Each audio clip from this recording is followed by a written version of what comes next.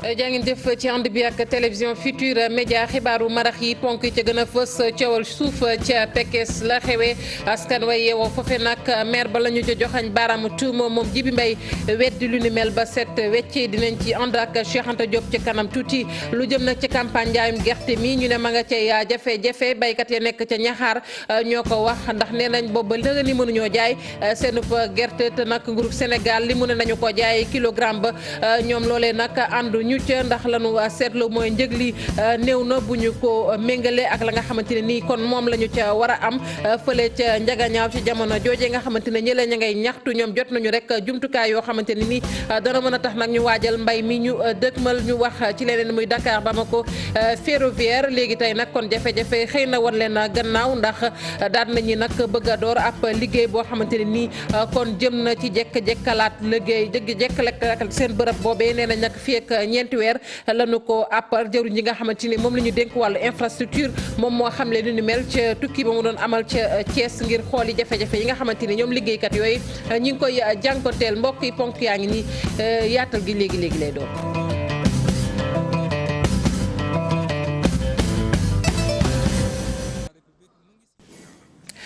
dalee nag jàmm ci xibaaru marax yi ñu tàmbali ko ak ni ma ko waxee woon nag muy coowal suuf loo xamante ne nii am na fële ca Pekes ba maire ba nag la ñuy ca joxañ baaraama tuuma ñi nga xamante ne nag ñoom ñooy askan wa daal la ñu jàpp mooy ay suuf la ñu jël nag di ko saax-saaxee foofee ci anam yu dëppawul ak yoon moo waral ñu wàcc ca mbedd ma kon di ñax ci joxañ ca baaraam nag maire bu Pekes moom moomee di Jibi Mbay kon weddi na lu ni mel ba set wecci dañ ci ànd ak Cheikh Anta Diop sey la tiir di mag ak ndaw ak jigéen yor ay morso yu xonq doxam ñaxtu doore ko ci place bu mag bii di Yandaxeen jubal ci marché bu Pekes. na bàyyi suñu tool na bàyyi suñu marché. ñii de nee nañ maire bi dafa xëy di dagg ay place ci marché bi amal ay lotissement ba toolu baykat yu bëri daanaka jóg nañu. plus d'une vingtaine de conseillers ñi ngi ci suñu biir donc kon li ñuy wax mooy tey jii lotissement bi nga xam ni maire bi mi ngi koy waajal ngir ni moom. daa yori bor ba amatul lenn lu mu def day jaay suufu Pekes ngir fay koy bor ñun deen taxaw gàtt suñu bakkan ay nit yor seen i buum ak seen i tànk buñ watee ñetti paa ñëw ni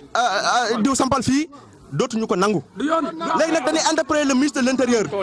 moom mi nga xam ni moo yore la sécurité publique di ko wax ni ko ñun waa Pekes taxaw nan te suñu bakkan lan gar ci lii nga xam ni mooy tool yi nga xam ni maire bi nga xam ni amul métier amul dara lu dul politique rek lay liggéeyee bëgg ko def duñ ko def. ndaw ñi de ñi ngi sàkku nag ci kilifa yi ñu gën a leeral mbir mi ñu joxoñ ci ab baaraam ab tuuma maire Pekes. du marché bu bees marché bu yàgg la ça date depuis 1923 kon moderniser laa mën a def parce que exemple ay mbaar la woon non damaa bëgg marché am Dakar am Pekes fu waay dëkk ci Pekes ay tool la woon dëkk bi du màgg Pekes population xam nga ñaata la. 3000 âmes ñu ngi Pekes maa leen woo fii dajale leen waxtaan ak ñoom avant ma di ko dagg ban d'accord ne ku ñu ci dagg toolam ak ñu tool bi tool dina la jox benn parcelle wala ñaar mu yóbbu ko conseil municipal ñu approuvé mu jox ko préfet approuvé ko. ndaw Pekes yi nee nañ gar nañ ci seen bakkan benn lotissement du fi am. ñu wax ci campagne njaayum gerte mi ñu ne nag am na ay jafe-jafe baykat yi nekk ca ñaxaar ñoom ñoo ko wax ndax nee nañ ba nëgë ni nag gerte googee ñu bay ma nga ci seeni loxo mënuñu ko jaay benn yoon te nguurug Sénégal nag li mu ne sax nañu ko jaayee kon kilo gerte ga ñoom loolee arrangé wu leen ndax néew na lool ci jamono jooje ña féetee ñoom ca njagañaaw ña ngay tàccu ndax jot nañu jumtukaay yoo xamante ni mën naa tax ñu waajal mbay mi ñu dëkkmal dañ ci ànd ak Abdourahmane Diallo. weer ginnaaw bi ñu tàmbalee njaayum gerte bi béykat yu nekk ci ñaaxaar ñuy natt campagne bi lu bari ci ñoom nag jàpp ni jafe-jafe la ñuy am ngir gis kuy jënd. xam nga béykat bu béyee boo gën lekku te mën da am fu mu ko jaay day doy waar lool fii mu ne sunu dëkk am na gerte goo xam ne ba tey jaayuñu ko jënduñu ko loolu am na boo du man tukaar tey am na gerte gu bari gu fa nekk kenn jëndu ko te gerte xam nga bu yàggee noo rek day saxe. bu ñu sañoon kay mu nekk ay 250 waaw loolu moo wala 300. léeg-léeg nga doxe ba ay 4 kilomètres ñëw jaay si fii mu ne amul xaalis tey nga weññeeku xam nga loolu it métti na. ñenn ñi sax jàpp ni prix bi nga xam ni nguur gi teg na ko ci kilogramme gerte bi dafa tuuti bërëb boobu nag baykat yi tamit ay jafe-jafe yu tar la ñuy jànkoonteel ngi xam le ni sax bëgg nañu ay matériel waaye tamit lii di engrais. amuñu ay nag yaa ngi dégg amuñu ay nag war a mën a tos tool yi engrais la ñu war a mën a am engrais boo ko amee mu doy loo béy lu mu tuut da lay jëriñ dara mais dañoo manqué engrais dañoo manqué suuxatu suuf si. jafe-jafe daal engrais bu manqué rek ndax suuf si léegi boo ko defut engrais du mel ni mu war a mel. moom daal mooy indi jafe-jafe bi wante bu ñu amoon machine ak engrais moom mun nañ béy ndax léegi mbéy mi moom boo amul ay tos amoo engrais amoo machine mënoo béy. ci jamono jooju ci Njagañaaw foofu béykat yi ñoom jot nañu ay matériel ak li ni mel. lii dafa mos a nekk suñu jafe-jafe suñu matériel mbéy dafa màggat yàqu bu suuf tooyee yow boo ñëwee mënoo jiw ñaari fan te sa machine yàquwul ngay daw di ñëw loolu nag problème bu rëy la tey nag yàlla def na waa Jig Jam jóg nañu ba normalement lu mat 40 producteurs fii ci biir commune Fissel jox nañ leen machine njiw jox leen machine mbéy loolu nag wax dëgg na yàlla ñun kontaan nañ ci bu baax a baax a baax a baax. dëgg la sax campagne njaayum. waxoon nañu ko ci ponk yi muy Dakar Bamako ferroviaire ñu ne nag léegi tey seen i jafe-jafe wan leen gannaaw fii ak ñeenti weer nag kon li nga xamante ni moom mooy liggéey boobee dana daal di tàmbali liggéey ba nag ma nga jëm rek ci yeesalaat lépp lu soxal gaar yi ak saxaar yi daw jëwriñ ji nga xamante ni moom la ñu dénk wàllu infrastructure moom moo ko wax ci diwaanu Thiès ba muy dem rek kon di nemmeeku ji tolluwaayu liggéey boobee Cheikh Anta Diop Sey Latir ci leeral. Dakar Bamako ferroviaire fii ci atelier yi nekk ci biir daanaka wagon yi ak ay locomotive ñu ngi leen di réparé waat ay pièces de rechange yi nga xamante ne nguurug Sénégal ak Mali ñoom ñoo lëkkaloo jënd ko ngir mën a defaraat locomotive yi nga xam ne dañoo paanoon jëwriñ ji nga xamante ne moom moo yor wàllu infrastructure transport terrestre dikkoon fii ci Dakar Bamako ferroviaire doon xool liggéey bi fi mu toll. mot na juróomi weer donc il fallait tey mu ñëw xool tamit liggéey boobu fu mu toll bi ma ñëw nag mbégte laa si am parce que yéen gis ngeen ko maanaam liggéey bi tàmbali na fii tàmbali na en même temps aussi si rail bi képp kuy wax train autorail de façon générale ñaari mbir la locomotive yi la wagon yi la waaye tamit rail bi liggéeyam jógaat. ministre bi sax nee na jamono yi jiitu réew mi taxaw na temm ngir nag saxaar gi teguwaat ci yoon am na sax ay programme yoo xamante ne ñu ngi koy nas. président de la république mu ngi si yenn xalaat pour gën a suuxaliwaat en tout cas activité rail bi si boppam beneen bi moo de réhabilitation gare yi entre Thiès ba Tambacounda jusqu'à Kidira de toute façon loolu yëpp si politique bi la pour quand même jëlaat rail bi définitivement mais lu mu bëgg moo di en tout cas fii ba d'ici ñeenti weer au moins que ñëpp constaté quand même que activité bi liggéey bi maanaam tàmbali war na bu baax a baax. Cheikh Diène secrétaire général FEDRAI ci Dakar Bamako ferroviaire rafetlu ko lool. loolu moom lañ la wan na ñun am nañu compétence liggéey loolu nga bëgg kon cheminots yëpp taxaw nañu pour relever le défi ànd ak yéen si la ngeen bëgg def. ñu gis ne syndicat yi nekk ci Dakar Bamako ferroviaire cheminots yi ak ñi nga xamante ne dañoo demoon sax à la traité dikkoon nañu teeru jëwriñ ji nga xamante ne moom moo yor wàllu infrastructure. coordination nationale bi ëmb nag étudiants yu Sénégal ñoom ña nga doon ñaxtu rek ca diwaanu Ndar ñoom étudiants yooyu lañu xamle nag mooy mënatunoo dégg benn yoon seeni bourse di tardé naka noonu ndimbal li nga xamante ne nii kon nguur gi mi ngi koy jagleel rek ndongo yooyu di étudiants yi moom nag lañu bëgg daal ñu taxaw ci na mu gën a gaawee Franck Dadi Diatta moo wax kon ci turu kuréel googee ñu teewlu ay kàddoom ci micro Ousseynou Diop. mu xam ni université yëpp booloo nañu pour nekk benn am benn baat pour jàkkaarloog ñoom par rapport ak difficulté yi nga xam ne moo am aussi si li ñuy wooyee ay accompagnement si li nga xam ne aussi problème de retard de bourse la mënuñu admettre état boo xam ne c'est un état digne de son nom ay paiement de bourse di dépasser au-delà de 5 à partir d'aujourd'hui coordination université yëpp dañuy exiger à ce que chaque 5 au plus tard ñu fay bourse yi fexe ba accompagnement yi ñu fay ko le plus rapidement possible ñu fexe ba subvention yi ñi nga xam ne jotaguñ seen subvention ñu fay leen ko le plus rapidement parce que xaalis bi ñun ñoo ko moom xaalis bi xaalisu étudiants yi la am na loo xam ne fac médecine panier médical lañ koy wooyee loolu itam ñu ngi leen di ñaax ñu fexe nuñ ko fayee le plus rapidement war yi ak wisal dañu am na lu ñu fa seetlu loo xam ne dootuñu ko nangu étudiants yi am bourse ay agent war yi di ko fayeeku injustement ñu ngi ñaan état bi tam mu dugg ci très rapidement bu ko deful ñun très bientôt nous allons passer à la vitesse supérieure. gannaaw jafe-jafe bourse yi jafe-jafe grève yi réseau bi nga xamante ne nag moom moo ëmb kon jàngalekat yu fare ci APR ñoom nag la ñu xamle di républicain yi mooy nag kon ñooñu nga xamante ni ñoom ñooy grève saa su ne danoo war a nag kon dellu gannaaw ci loolee nga xamante ne ni ñi ngi koy xeex te soppi doxalin nañu nangu nag na nguurug Sénégal mi ngi def ay jéego ci njàng meek njàngale mi ca diwaanu Ziguinchor lu ñu yëkkatee yooyee kaddu muy réseau enseignant républicain yooyu Fodé Sonko moom mooy coordinateur bi ñu teewlu ay kàddoom ci micro bu Bakar Diassi. Grève bi quand même léegi mu ngi commencé yàgg mu ngi andi ay jafe-jafe ci école yi dafa jigi dayoo moo tax ñu ngi ñaan enseignants yi comme nguur gi fu mu ne nii mu ngi commencé andi ay solution ñu ngi fay ay rappel am na ay rappel yu daanu ci ñaari weer yi ñu ngi fay ay rappel d'intégration ñu ngi fay tamit rappel validation yi ñu ngi koy fay ñu ngi andi tamit ay acte d'intégration am na ay actes yu génn yoo xamante ne vraiment pour enseignants yi nga xamante ne de 2011 à 2014 seen acte d'intégration génn na donc am na ay efforts yu bëri yu état nekk di def mais doyul dañoo bëgg comme problème yi bëri na vraiment mu xool naka lay régler problème enseignants yi maanaam lépp lu mu yoreel enseignants yi comme bor na fexe nu mu ko fayee nu mu gën a gaawee pour que nit ñi mën a dellu ci école yi ñu jàngale parce que tey école bi xale yi ñu ngi sonn nañ bu baax a baax ci école bi parce que dañuy dem ñëw programme bi du jeex xale yi jotaguñu seen composition vraiment lu metti la alors moo tax ñu ngi lancer appel ci jàngalekat yi ne leen pour ñu trouver solution il faut que tamit ñu arrêter tuuti grève bi ñu mën a toog ñu xalaat parce que tant que ñu ngi bëgg a wut solution xeex bi muy continuer donc dina jafe pour ñu trouver solution. lañu ko doon toppee CREI yi seetal na ko ca wecc muy Aïda Ndiong moomee nga xamante ni nag kon toppee nañu ko wàllug luubal kër gi nag di CREI yi tey ji seetal na ko ci wàllu woowee loolee di firndeel ni kon amatul lenn lu ñu koy toppee maître Seydou Diagne di rafetlu lu ni mel ci gis-gisam nag kon dañoo daal di rek jëfe li nga xamante ni moom la yoon santaane ci wàllu woowee ñu teewlu ko maître Seydou Diagne ci micro Ibrahima Kane. yàlla def na si ndox mu sedd ba am na dëgg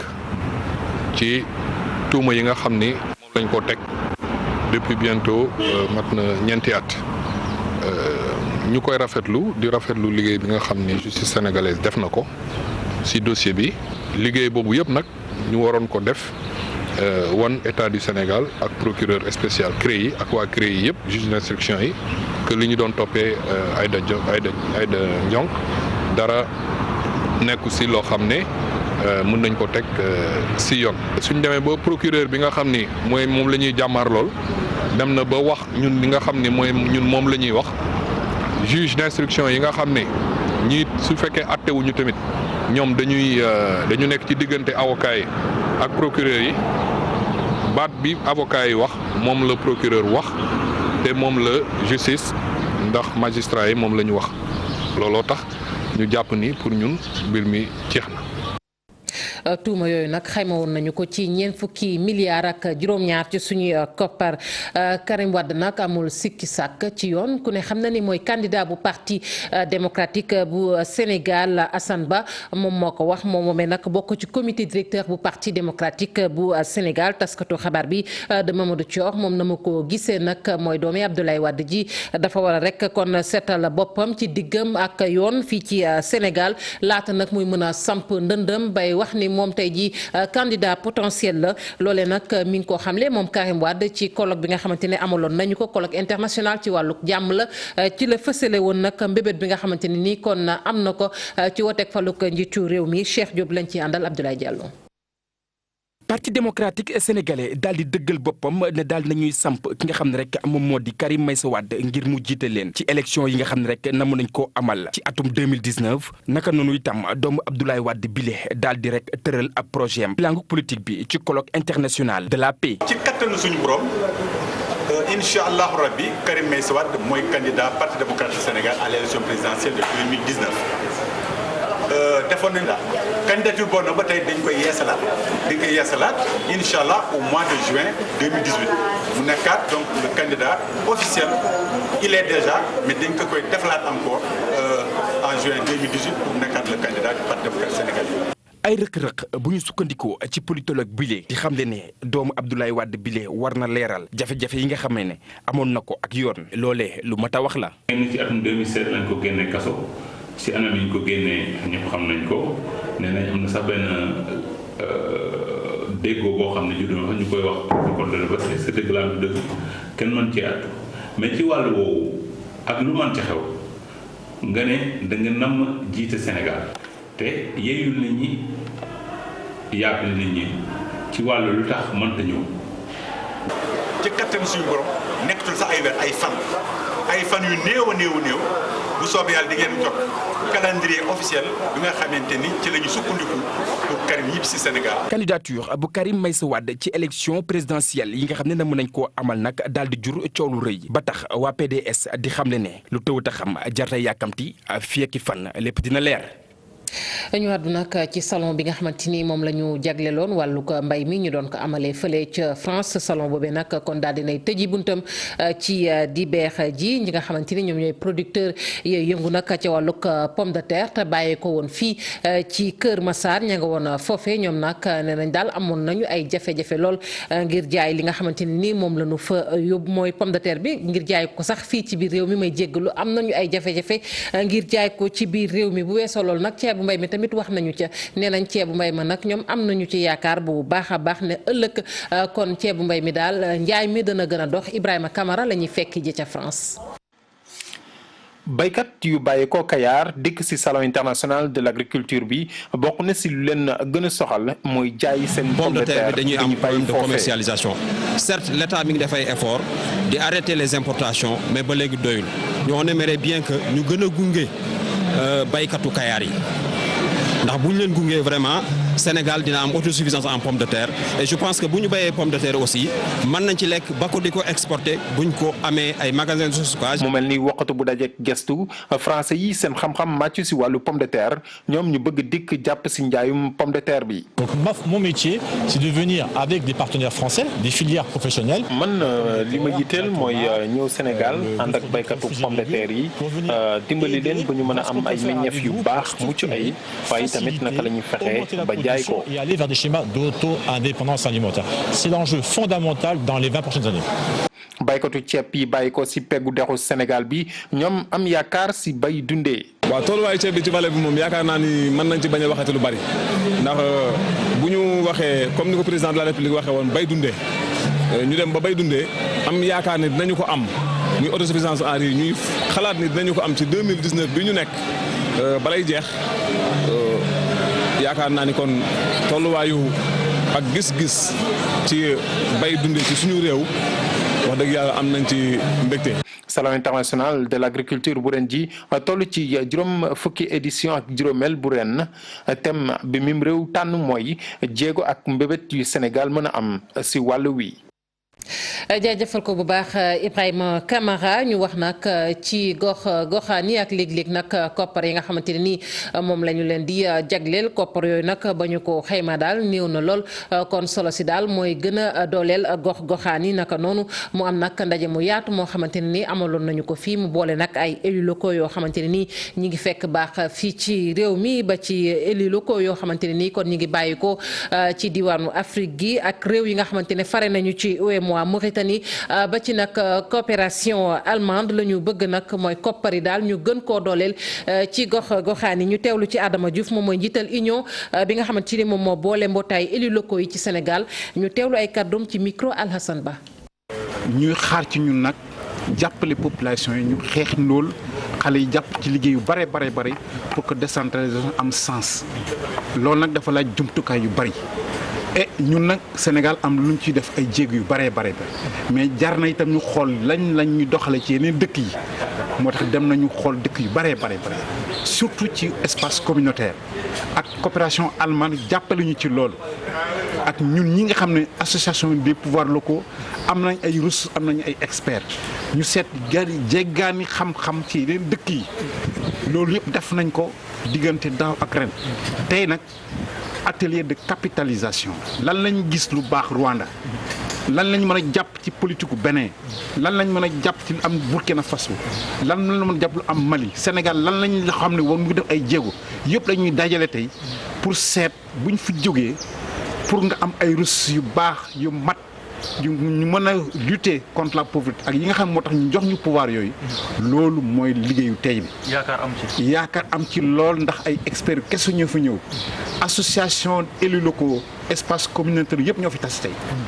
pays espace yi juróom-ñetti pays ak Mauritanie ñoo fi tase tey pour ñu waxtaan suñu biir xool la ngay def sa dëkk la ca baax ñu weccoo ko ñu jàpp ko pour ñu ñëpp dama ne